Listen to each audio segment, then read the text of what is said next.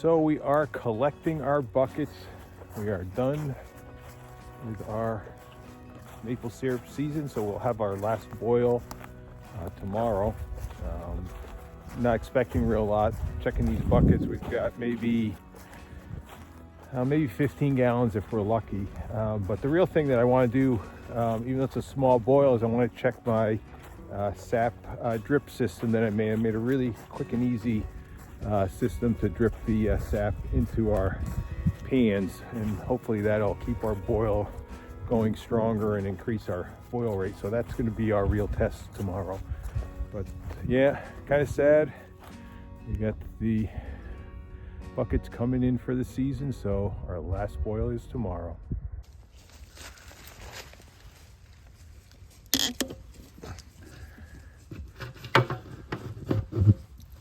There we are, all loaded up into the truck. We'll get them back home and we'll empty them into a few separate buckets and see how much we have.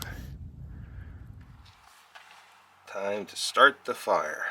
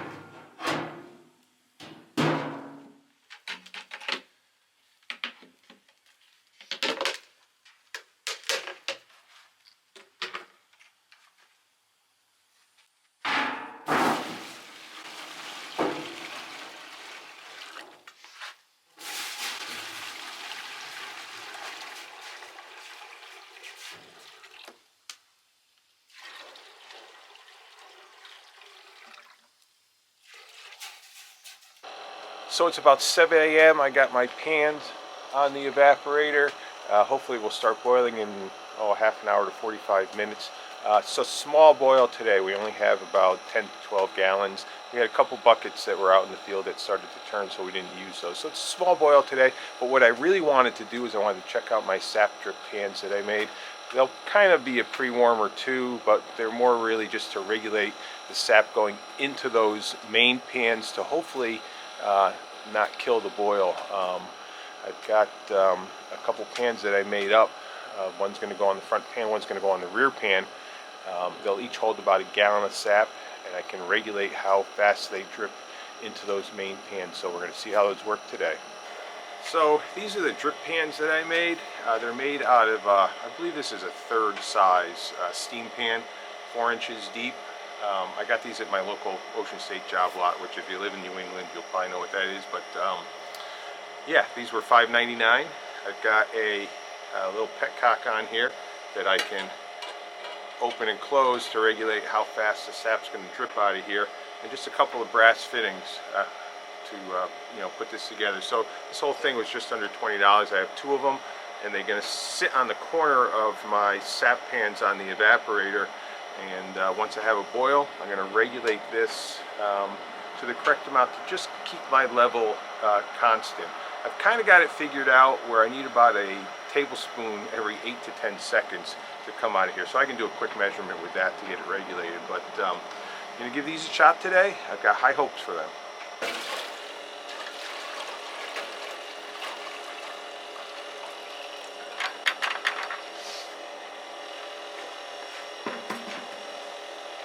The other thing that we're doing today is we only have our pans about half full.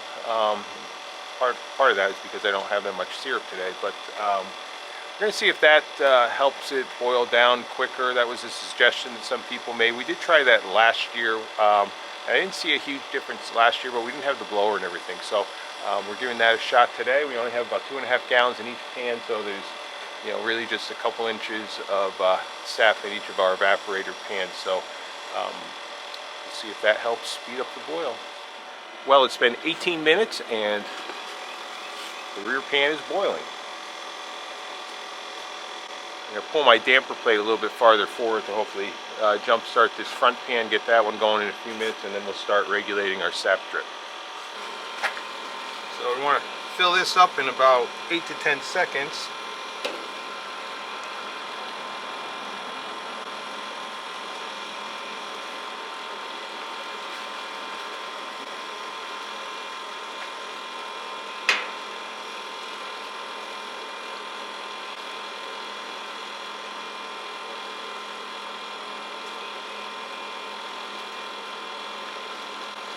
Slow.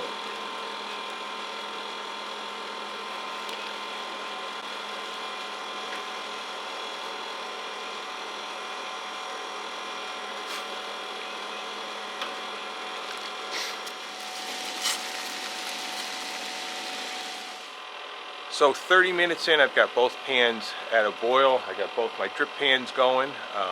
So far they're working really nicely. It's not stopping the boil. The boil is staying at a nice consistent rate, so I'm very happy with these.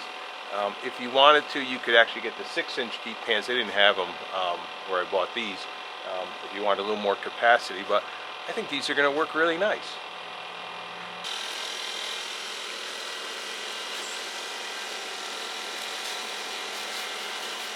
I can't tell you how really happy I am with this setup. It's been working great. The boil is staying going nicely.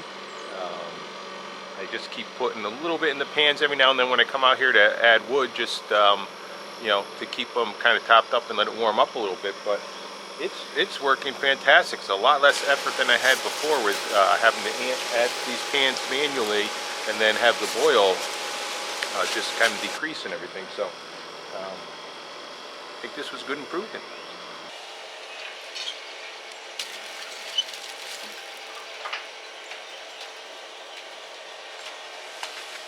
So I've got everything in my pans. It's been a couple hours, so we probably put 6-7 gallons through those drip pans, and they've worked very well.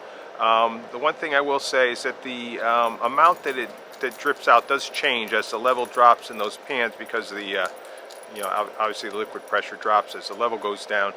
It changes the rate that it flows in, so you got to kind of tweak it a little bit. And the valves are very sensitive, but they seem to stay in position. So I'm happy with that. Far easier than manually adding the sap the way I was doing it before. So I'm very, very happy with that. We're going to get the rest of this boiled down. We'll finish it up in the house because we're not going to be making that much syrup today, probably maybe 3 pints. So we'll get that finished and we'll get it filtered, and then I'll show you how we built those pre-warmer drip pans. So to build my sap pre-warmer drip pan, I basically need a third size steam tray. This is 1/3 size. This one's 4 inches deep. They do come 6 inches deep, but this is what I had at my local Ocean State job lot. Pan was $6. I then got a petcock fitting. This was $5. This is all brass, no lead. It's commonly what you would see for a drain valve for a compressor or something, but that was available at my local hardware store. From that, I needed an adapter to go into my pan. And what I found that I thought I could make a good seal with, because they don't make something specifically for this, is this adapter fitting. And this goes from 1/4 inch female pipe thread, which will go onto my petcock. The other side was 1/8 inch compression fitting. And the reason I chose that is because it's got a nice threaded nut on the inside. I'm going to take this apart and I'm going to discard the little compression washer because I really just want it for this nut, because this nut is what I'm going to be able to screw on the inside of my pan to make the seal. And now to make the seal, I'm just going to use an O-ring. And the other reason I chose this fitting is this fitting's got a very nice shoulder on it. It's got a nice spot that will receive that O-ring to make the seal on the outside of my pan. But I can just put the O-ring on there. Once I drill my hole, I can screw these together. Just going to hand tighten this on there, but that'll make my seal on the inside of the pan. So I'm going to put a piece of wood in my vise. I'll then take my pan, put that curved edge over the wood. I'll use the hammer to tap out a nice flat area. You might have to give a little force, but it does a pretty nice job. Once I have that flat area, I will then drill my hole. Only after I've tapped it flat, otherwise your hole is going to be oblong and it's not going to seal well. But then I'll drill my hole that's the correct size for my fitting, and the assembly can start. So I'm going to start to assemble. The first thing I do is get my petcock out, and I'm going to put the dental floss on that first. That way I can tighten those together, because when I assemble the rest of it, I am just going to hand tighten it. So I'm going to wrap some dental floss up those threads, and then I'm going to take my adapter fitting here and just screw those together.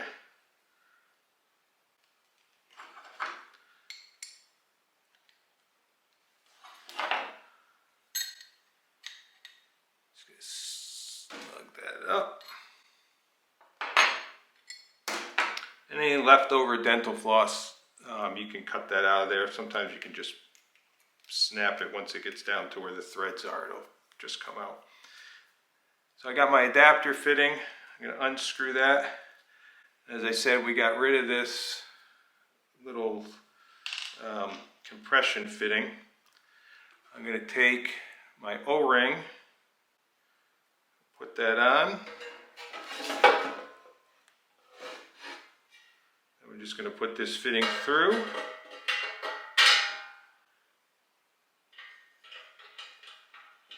I'm just going to snug this down,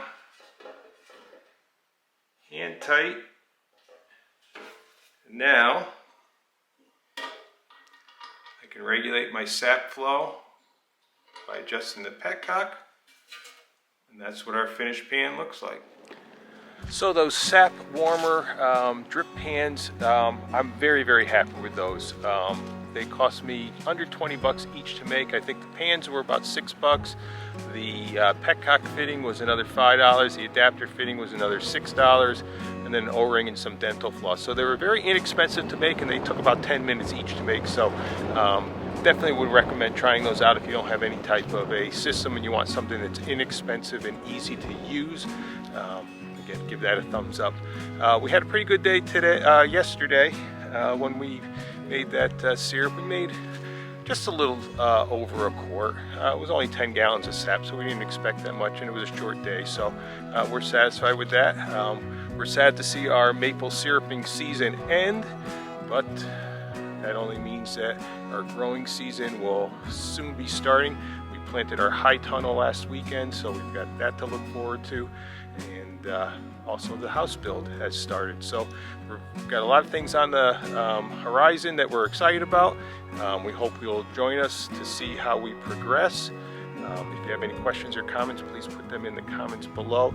If you like this video, please give it a thumbs up. And if you haven't subscribed to our channel, we certainly would appreciate you subscribing to our channel.